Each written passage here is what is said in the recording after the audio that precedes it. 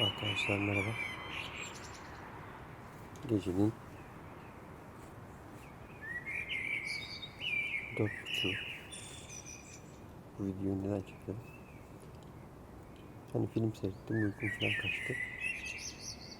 Bütün gece bana eşlik eden bir ses var. Onunla ilgili bir kayıt alayım istedim. Şu anda da fonda duyuyorsunuzdur. Acayip güzel ötüyor. Yani otur dinle sabaha kadar, yani öyle. Zaten dinliyoruz. Şimdi ben de onun ses kaydını yapmak için bir terasa çıktım. Bu videoda hani konu başlangıç olsun diye çektim. Süper öte. Nerede olduğunu bilmiyorum ama çok yakın bir yerlerde. Her gece böyle arkadaşlar. İşte hayat devam ediyor. Güzellikleriyle de devam edecek. Hani bütün dünya şu anda şokta. Milyarlar sokaklardan evlerine çekildi. Sokaklar hayvanlara kaldı diyorlar ya. Kötü bir şey değil bu yani.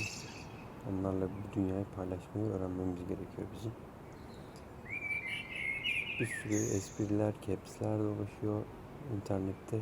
İşte insanat bahçesi diyor, evleri gösteriyor, hayvanlar dışarıdan bizi seyrediyor. Öte yandan sokaklara inmiş hayvanlar var. Ne bileyim, İtalya'nın turistik kafelerinin önünde yaban domuzları dolaşıyor. Maymunlar sokaklara inmiş, geyikler dolaşıyor. İşte kuşlar böyle özgürce ötüyor. Yani bir insanlık olarak bir silkelenmemiz gerekiyordu. Silkeleniyoruz ciddi herhalde. Bu güzel ses de bana bunu hatırlattı. Ne derece manalı bir video bilemem. Ama bu ses eşliğinde bir video yapmak istedim. Gecenin bir vakti kalktım, kayıt cihazımı, telefonumu aldım, çıktım. Bunun üstüne bir sürü şey söylenir. Benim konuştuklarım da aslında bu güzelliği de bozuyor ama sadece kuş sesiyle bir video geçer mi? Bilmem. Birkaç gün önce